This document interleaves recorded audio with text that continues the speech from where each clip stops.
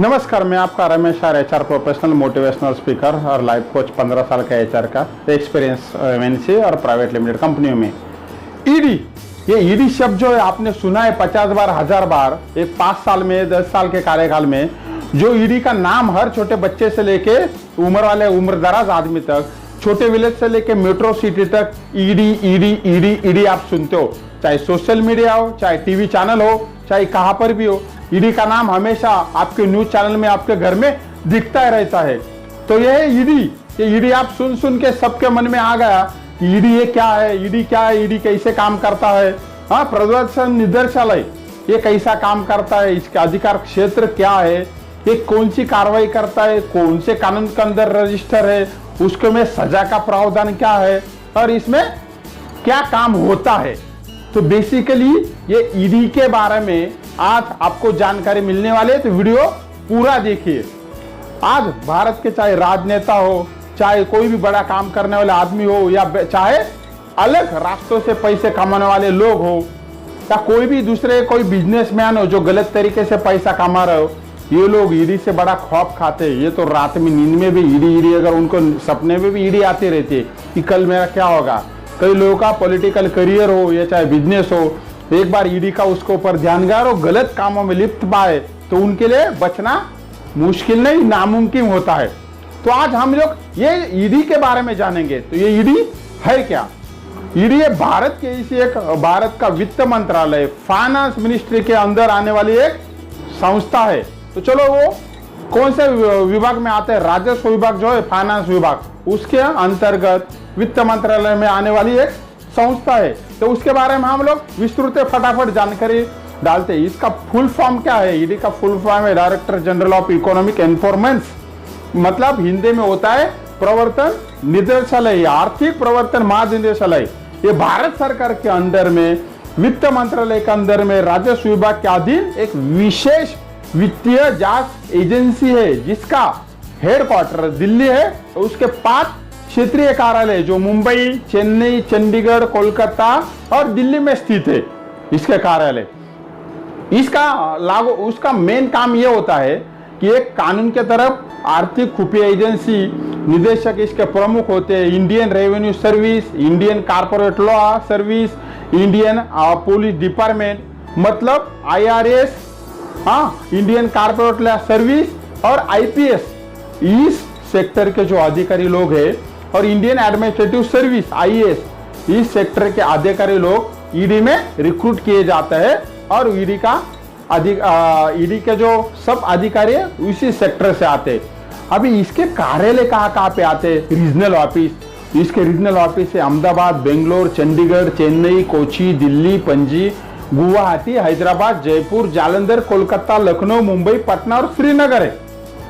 तो उसके जो प्रमुख जो होते हैं उसको प्रमुख को बोलते हैं असिस्टेंट डायरेक्टर लेवल की पोस्ट होती है। ये होगा ईडी का एक बेसिक जानकारी उसको ऑफिसर्स के बारे में। अब उसका थोड़ा आपको इतिहास भी जानना है। इसकी इतिहास ऐसा है, इसका इतिहास काफी पुराना है। भले नाम आप अभी सोच रहे हो या नाम आपको अभी मालूम है, लेकिन इसका इतिहास काफी पुराना है। इन्फॉर्मेशन डायरेक्टर प्रवर्तन निदेशालय की स्थापना 1 मई 1956 को हुई थी। तारीख याद रखिए दोस्तों, 1 मई 1956 को क्यों जरूरत पड़ी? उस समय में विदेशी मुद्रा विनिमय अधिनियम 1947 फेरा के अंतर्गत उसका उल्लंघन रोकने के लिए उसकी स्थापना हुई थी।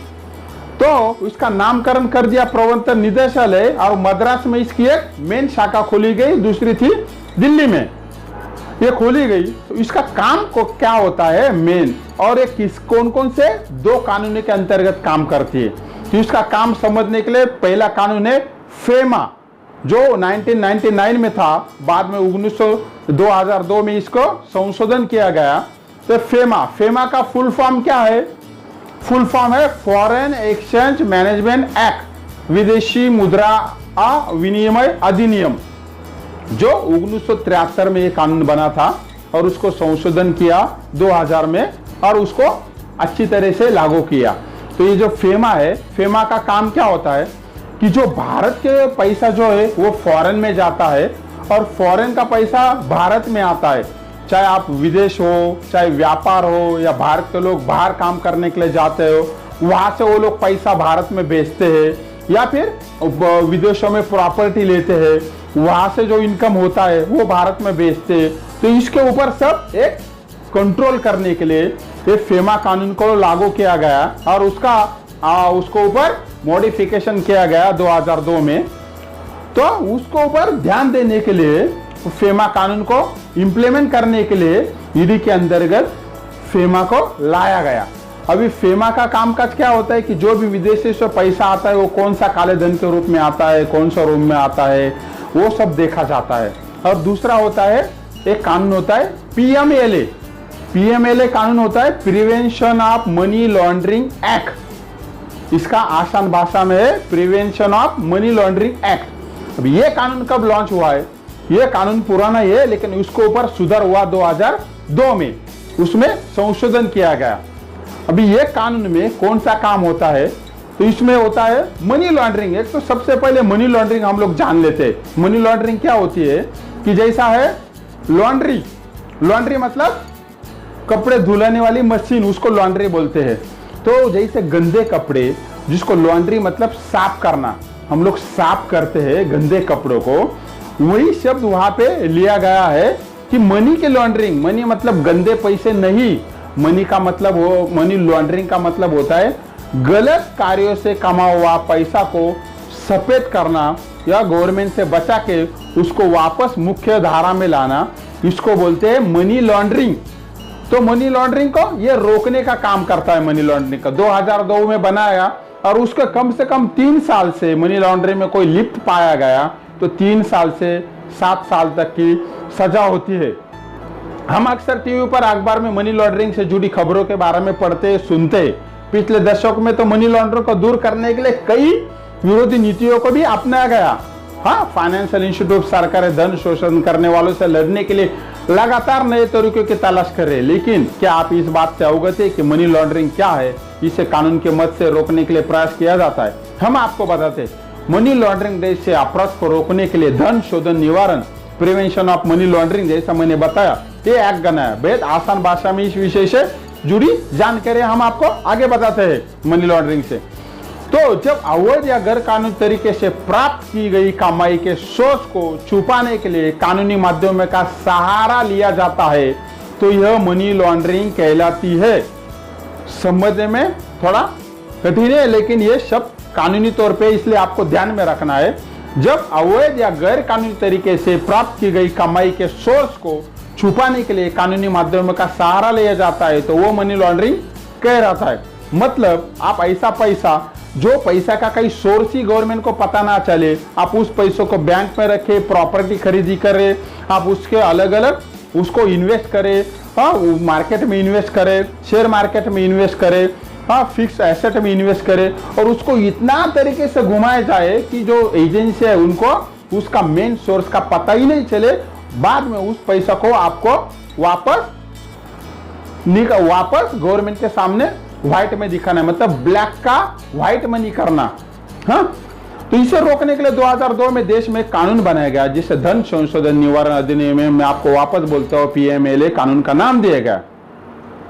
बराबर। धन शोधन निवारण अधिनियम सरकार या पब्लिक अथॉरिटी को इस बात की शक्ति देता है कि वो अवैध रूप से प्राप्त की गई आपसे अर्जित संपत्ति को जब्त कर सके। अवैध हथियारों, ड्रग्स की तस्करी, वेश्यावृत्ति, हाँ, उसके साथ साथ आतंकवादी गतिविधियों से जो पैसा कमाया हुआ है, गलत तरीके से कमाया है, या फिर राजनीति में गलत तरीके से कमाया है, वो सब जो है मनी लॉन्ड्रिंग के अंतर्गत आता है और वो लिप्त पाने के ऊपर उसको दोषी माना जाता है। अभी इन उद्देश्यों को प्राप्त करने के लिए वो एक्ट बना गया था। इसका सबसे पहला मनी लॉन्ड्रिंग ऑब्जर्वेटर को रोकना। दूसरा उद्देश्य है कि धन को गलत अवैध गतिविधियों और आर्थिक अपराधों में लगाने से रोकना। दूसरा ऑब्जेक्टिव है इस्तेमाल की गई संपत्ति को जब्ती के लिए भी प्रावधान है। इस बात का खास ध्यान रखना चाहिए कि अधिक धन और किसी क्राइम को रोकने के लिए बाद धन की प्राप्ति करना हमेशा मनी लॉन्ड्रिंग की कैटेगरी में शामिल नहीं होता। यह अक्सर धन के दुरुपयोग के रूप में जाना जाता है। अभी मनी लॉन्ड्रिंग किस तरीके से की जाती है आप ये सोचते होंगे। तो चलो आज के इस सेशन में हम लोग थोड़ा सा चैप्टर मनी लॉन्ड्रिंग के तरीके के बारे में भी जानते हैं। मनी लॉन्ड्रिंग के तरीके जो है, पहले से आप सुनते आए हो, हवाला, बल्क कैश स्मगलिंग, उसके बाद fixation loan, cash incentive, business, round tripping, trade based laundering, shell कंपनियां, मतलब जो कंपनियां कोई भी कारोबार नहीं करती लेकिन उसकी स्थापना करके कागजी दिखा के फर्जी उससे सब व्यवहार किए जाते हैं, वो शेल कंपनियां, ट्रस्ट, रियल इस्टेट, जुआ, नकली इनवाइस, मतलब आपने कुछ सामान लिया है नहीं लेकिन उसका इनवाइस बना दिया, ये सब जो तरीके हैं वो आते हैं मनी लॉन्ड्रिंग के अंतर्गत। हाँ, तो ये सब जो इसमें आपको अगर मनी लॉन्ड्रिंग में आप लिप्त पाए गए, यदि कोई भी मनी लॉन्ड्रिंग में दोषी पाया गया तो उसको संपत्ति को जब्त किया जाता है, उसके साथ साथ उसको सजा का भी बड़ा प्रावधान है, कम से कम 3 साल से ज्यादा 7 साल तक की भी जेल होती है। तो ये सब कानून है। तो हम आते हैं मेन मुद्दे के ऊपर अभी वापस, हमारे ईडी के ऊपर।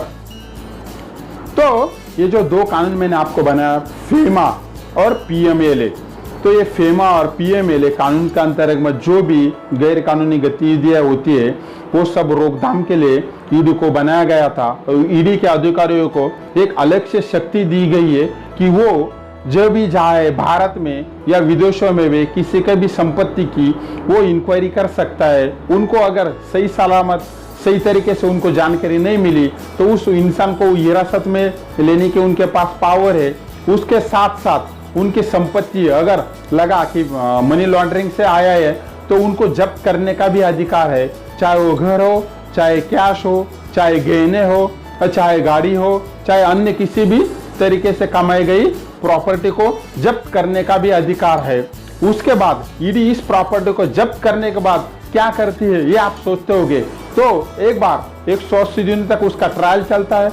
ईडी के अपने कोर्ट भी है, पीएमएलए कोर्ट जिसको कहा जाता है, वो हर बड़े मेट्रो सिटी में पीएमएलए कोर्ट बनाए हुए हैं। वहां पे उसकी ट्रायल चलती है, हियरिंग्स होती है और वहां ईडी सारे साक्ष्यों को रखती है। और अगर जो व्यक्ति जिसको मनी लॉन्ड्रिंग के तहत जिसको ऊपर आपराधिक मामले चल रहे उसके लिए ईडी कस्टडी भी मांगती है और कस्टडी के अनुसार वो अगर उनको लगा कि उस इंसान के ऊपर और ज्यादा जांच होनी चाहिए तो ईडी वो कस्टडी को बाद में बढ़ोतरी भी करती रहती है, मतलब उसको बढ़ाती भी है। पहले कुछ दिनों तक मांगेगी, कुछ महीनों तक मांगेगी और वो चलता रहेगा। जब तक वो सेटिस्फाई नहीं रहता तब तक उनको वहां पे केस चलता रहता है। उसके साथ पीएमएलए और ये फेमा में ये भी प्रावधान है कि आपके अंतर्गत जितना आपने संपत्ति का सोर्स अगर आपने सही से नहीं बताया तो आपको ऊपर काफी हेवी दंड भी वसूली किया जाता है। आपके प्रॉपर्टी के ऊपर प्रॉपर्टी को अटैच की जाती है। उसके बाद ईडी का जो है नॉन बेलेबल ऑफेंस है पीएमएलए एक्ट, उसके ऊपर आपको बेल मिलना भी बहुत मुश्किल होता है। अगर भारत की बात करें, भारत में अभी इसका ईडी का हिस्ट्री के बारे में बात करें तो पी चिदम्बरम जिनको ईडी के अंतर्गत में हिरासत लिए गए थे, उसके लड़का कार्ति चिदम्बरम, उसके साथ साथ अभी जो चल रहा है पश्चिम बंगाल का पार्थ चटर्जी, उनको भी ईडी ने हिरासत में लिया हुआ है। उनके कई करोड़ों कैश जब्त की गई है। उसके पहले जो महाराष्ट्र की बात करें तो संजय राउत को भी ईडी ने हिरासत में लिया है। नवाब मलिक ईडी की हिरासत में है। लेकिन आप क्या ये जानते हैं कि ईडी के ऊपर कई बार दोष भी लगते रहते हैं कि ईडी जो भारत के वित्त मंत्रालय के अंदर आती है कि सीधा सरकार की डिपार्टमेंट को रिपोर्ट करती है, इसलिए उसके ऊपर सरकार का कंट्रोल है। ये भी एक विवादास्पद अलग मसला है।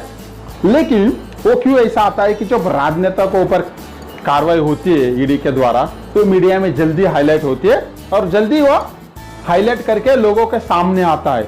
यहाँ तक ईडी के ऊपर भी आरोप लगते रहते हैं कि जो सत्ता पक्ष जो विपक्ष की आवाज दबाने के लिए या विपक्ष को डरा धमकाने के लिए ईडी का उपयोग करता है। लेकिन ये आधा सच है।